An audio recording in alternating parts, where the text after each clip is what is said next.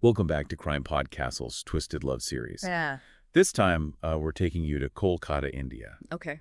for a case that proves ambition and desperation can make even the closest bonds turn deadly.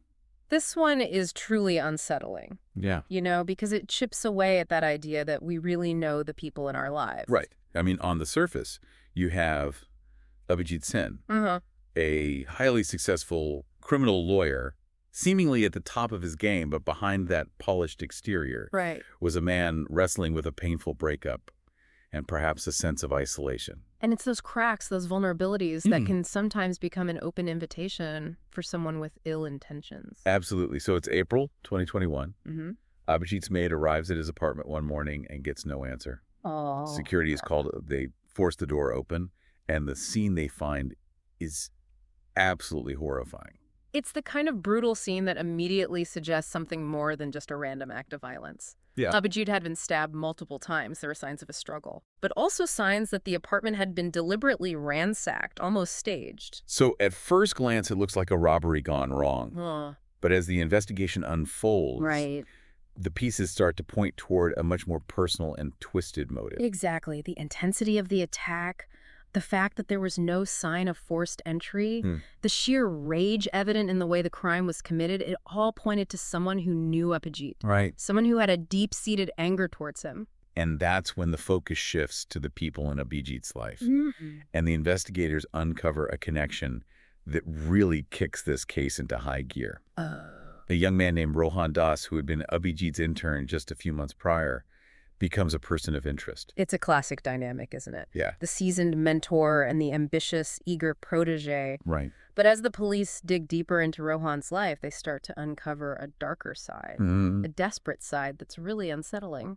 So what was it about Rohan that raised those red flags for the investigators? Well, it turned out Rohan was drowning in debt.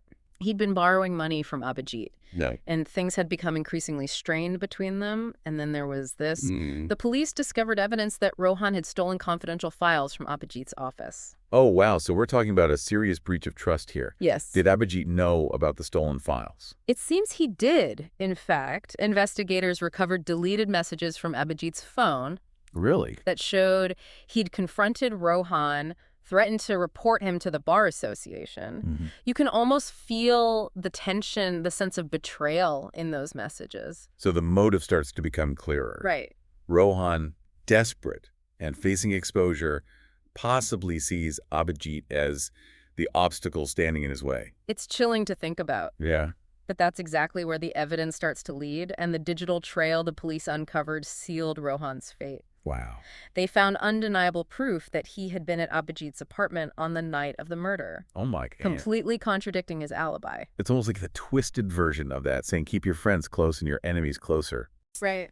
Except in this case, the lines between friend and enemy become tragically blurred. And that's what we'll delve into next, the actual events of that night. Okay. The confrontation, the escalation, and what led Rohan to commit such a brutal act against the very man who had once been his mentor. So let's try to piece together what likely happened on that fateful night. Okay. We know Rohan went to Abhijit's apartment, probably under the pretense of apologizing, Right. trying to smooth things over. Knowing what we know now, it's almost like he was going there to play a part, Exactly. to manipulate the situation to his advantage. Remember, Rohan was a law intern. He'd seen firsthand how evidence could be used, how narratives could be shaped. Yeah. He was likely using those skills, that knowledge, in a very twisted way.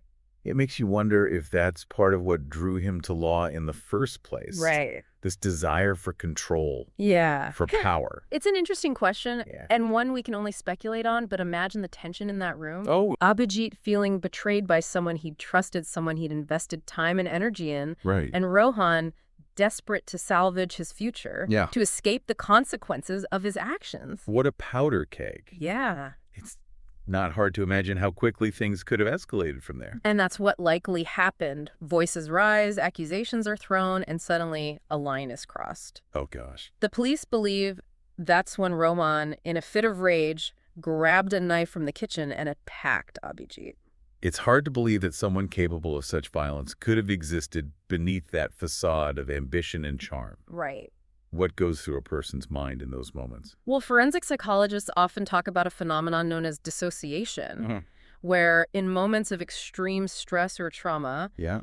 a person can detach from reality almost as if they're watching themselves from outside their own body. So it's like a survival mechanism, a way of coping with the overwhelming horror of what they're doing. It's one theory, but even more disturbing, perhaps, is the fact that Rohan, after committing this brutal act, didn't simply flee. He stayed, and he staged the apartment to look like a robbery gone wrong. It's like his legal training kicked in, but in the most perverse way imaginable. It's certainly chilling he was trying to create a narrative Yeah. to control how the story would be told, even as the evidence of his crime was literally dripping from his hands. This all builds towards the trial, right? Yeah. This question of premeditation versus a crime of passion Yes. becomes central to the prosecution's case. Absolutely. The prosecution pointed to the staging, Okay. the theft of the files, the escalating arguments in the messages as evidence that Rohan had gone to Abhijit's apartment that night with the intention to kill. Wow. They argued that it was a carefully planned act motivated by self-preservation and a cold, calculating ambition. And the defense, of course, painted a different picture. They tried to portray Rohan as a young man driven to desperation, Right. who acted impulsively in the heat of the moment. Okay. They argued that the stabbing was a tragic outcome of an argument that spiraled out of control, and that the staging was simply a panicked attempt to cover his tracks after the fact. So the jury had to decide, was this a cold-blooded killer, as the prosecution argued, Right. or a desperate young man who made a terrible mistake, as the defense claimed? That's the crux of it. And after weeks of testimony of sifting through forensic evidence, digital trails, and conflicting accounts, the jury reached their verdict. Guilty. Yes, guilty of murder. And with that verdict, the judge sentenced Rohan Das to life in prison. A life sentence for a life taken, it's a harsh reality, Right. but it also underscores the ripple effect of this kind of violence. Right. How it shatters families, destroys careers, and leaves behind a trail of pain that's almost impossible to measure. And it brings us back to the theme of our series, doesn't it? Twisted love. Yeah. This case is a stark reminder that ambition, when unchecked by morals or compassion, can twist even the most promising relationships into something dark and dangerous. It also makes you think about the nature of mentorship, the power dynamics that exist in those relationships, and how easily trust can be exploited. There are layers upon layers to this case. Yeah. It's a true crime story, yes, but it's also a human story, a story about ambition, betrayal, and the fragility of trust. It's a lot to unpack, and I think one of the things that keeps coming up for me is this idea of red flags. Were there signs, maybe subtle ones, that Abhijit missed that could have potentially prevented this tragedy? That's a question a lot of people ask in these kinds of cases. And Yeah. it's not about blaming the victim, Right. but rather understanding the dynamics of these toxic relationships and how we can protect ourselves. So what are some of those red flags? What should we be paying attention to in our own lives, both personally and professionally? Well, I think one key takeaway from this case is the importance of recognizing financial distress in the people around us. Rohan's constant borrowing, his desperation for money, those were clear signs that something was amiss. And it's not just about money, right? It's about the desperation that can drive someone to take extreme measures. Exactly. So beyond finances, pay attention to changes in behavior. Sudden shifts in mood, increased secrecy, a tendency to lie or manipulate. Those are all potential warning signs that someone is struggling with something deeper. It's almost like those thriller movies where the seemingly perfect neighbor turns out to be harboring a dark secret. Right. But in real life, those red flags are often much more subtle. That's why it's crucial to trust your instincts. If something feels off, if you have that nagging feeling that someone isn't being truthful or genuine, pay attention to that. Don't dismiss it. So it's about setting boundaries, being aware of the signs and trusting our gut. But what about intervention? Yeah. What if we see these red flags in someone we care about? What can we do? Don't be afraid to reach out, offer support, encourage them to seek professional help if needed. Sometimes just having someone to talk to, someone who listens without judgment, can make a world of difference. It's easy to say, I would never let myself be manipulated like that. But this case shows that it can happen to anyone, even a seasoned lawyer like Abhijit. It's a humbling reminder that we're all vulnerable in different ways. And that's why building healthy, balanced relationships, both personally and professionally, is so crucial.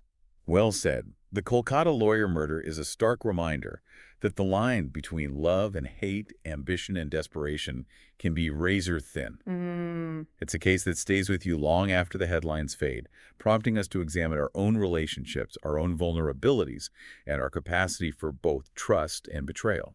It's a story that forces us to confront uncomfortable truths about human nature. Yeah. But in those uncomfortable truths, there's also an opportunity for growth, for awareness, and for creating safer, healthier connections in our own lives. Thank you for joining us on this deep dive into the heart of a case that truly exemplifies the twisted nature of love, ambition, and betrayal. Yeah. We hope you found it insightful and thought-provoking. If you'd like to explore more cases like this, be sure to follow and subscribe to our podcast and our YouTube channel for more deep dives into the world of true crime. Until next time, stay safe, stay informed, and remember, sometimes the most dangerous relationships are the ones that start with trust.